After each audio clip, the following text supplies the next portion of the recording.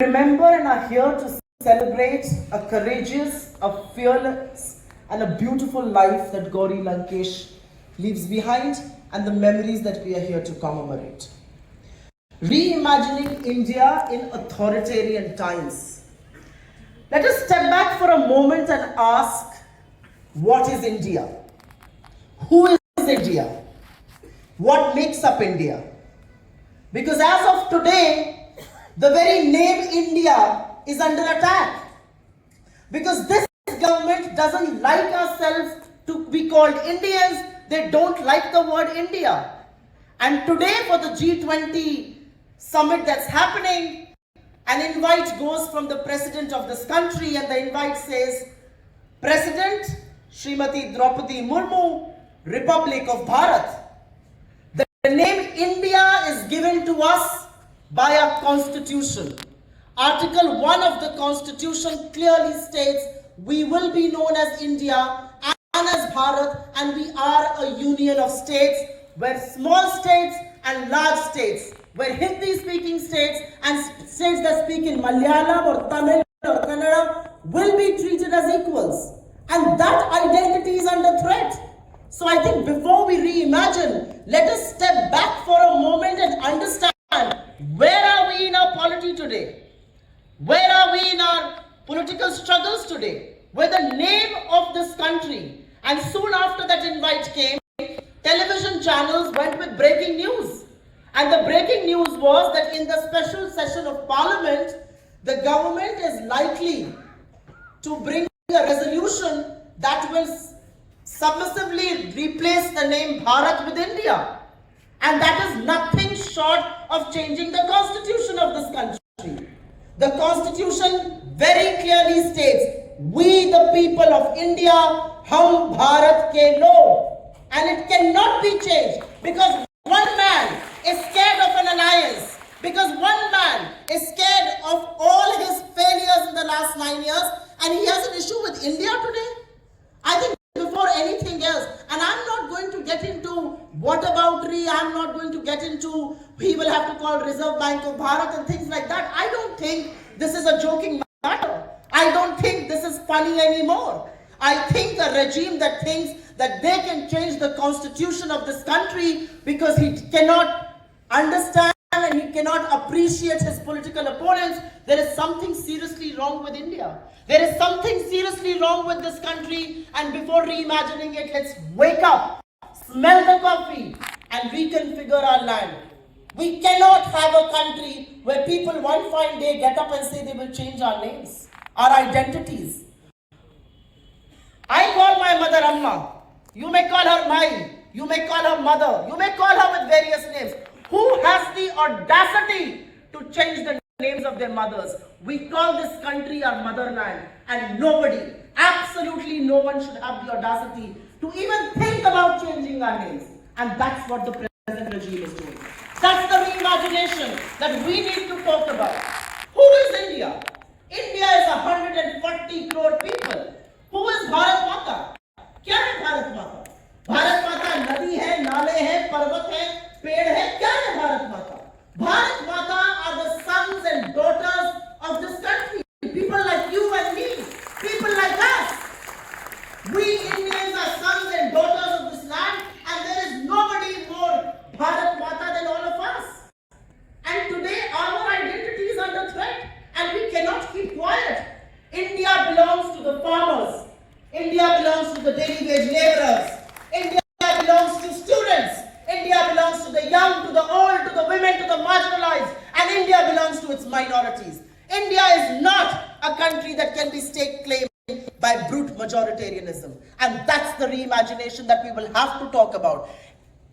We are going through a time in our history and a time in our polity where you cannot be a mute spectator.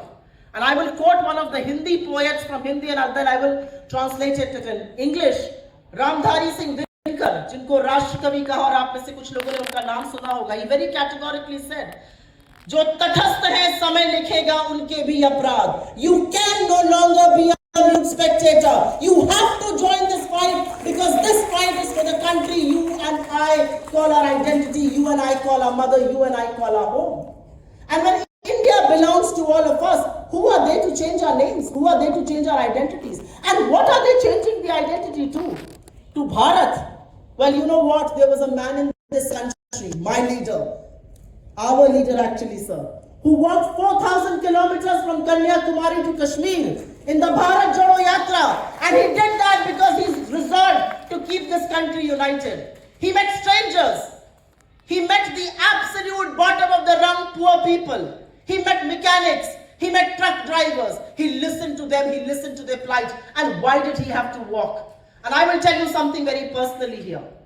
When he was walking, and anybody, some of you walked with him here, anybody could have gone and met him. कोई भी जाकर उनसे मिल सकता था, कहीं से भी आकर मिल सकता था. And this thought did cross my mind that he's putting his life under grave risk. And for a man who has seen his father blown into pieces, who has seen his grandmother being shot 32 times, the fearlessness and the courage of his convictions made that man walk in the Bharat Jodo Yatra. And that's why I'm proud of calling Rahul Gandhi my leader. And that's the India I imagine.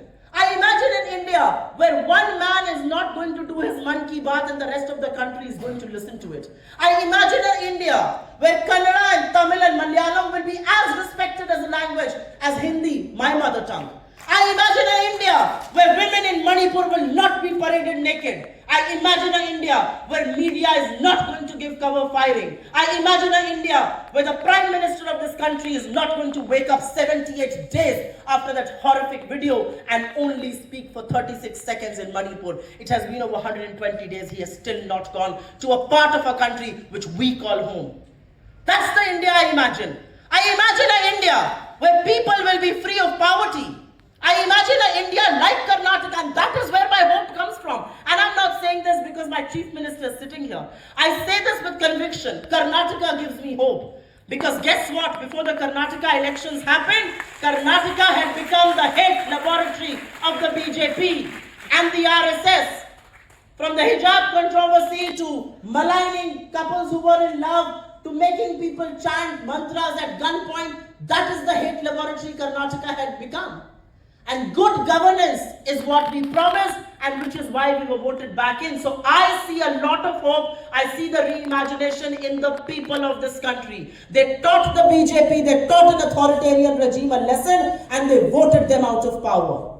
And we are not sitting on our laurels here. And I congratulate my chief minister for walking the talk. We have implemented the 5 big poll promises from a Grah Lakshmi to a Grah Jyoti or the free bus service, because that is what we promised people. We did not promise people to divide this country. We did not promise people that we are going to build Bharat and not India. We believe in Bharat, and when we say Judega Bharat, Jeetega India, it scares the living daylights out of the BJP, and which is why they malign us, which is why they attack us. Because they cannot claim to either India or Bharat. और मैं हिंदी में ये बात कहूंगी, ना उनके पूर्वजों ने इंडियन इंडिपेंडेंस की लड़ाई लड़ी और ना भारत की स्वाधीनता के संग्राम में हिस्सेदार बने, ये ना भारत को समझते हैं और ना इंडिया को समझते हैं। और इसलिए जरूरी है कि हम और आप इनको समझाएं कि भारत क्या है, कि इंडिया क्या है। I imagine an India, and I want to reimagine an India where a man who's a railway police official doesn't pick out his gun and shoot 3 people by calling out their names because they belong to another community, and that happened a month back in a train that was going from Jaipur to Mumbai. I imagine an India where in a school in Uttar Pradesh, a teacher does not single out an 8-year-old student and gets his classmates to slap him and calls out his religion. I imagine an India where the young and the restless can ask questions and seek accountability from those in power. That's the India I imagine. I imagine an India where people in Ladakh, they don't say, we have been let down by our government. Our prime minister is lying because the territory has changed. That's the India I imagine. I imagine an India where people who are elected to power are accountable, where media can speak truth to power, where you and I can raise our questions. Forget about me being from the Congress or having been in the media. I am an Indian, and I wish to ask questions of my democratically elected government. I don't want an India where 6,000 crore worth of advertisement money is going to shut up large sections of the media, and it will completely absolve the Prime Minister of any responsibility in government. It guarantees you that you and the richest Indian will be equal before law. It guarantees, irrespective of caste, creed, color, sex, region, religion, language, the right to vote. No matter who you are, you can be the most famous, you can be the most powerful, you can be the richest Indian. You only have one right to vote. And that's the Constitution of India that we have to fight for collectively. We have to reclaim it from the fascists, because that's the India that was imagined for us, and that's the India we need to strive together to reimagine. Thank you.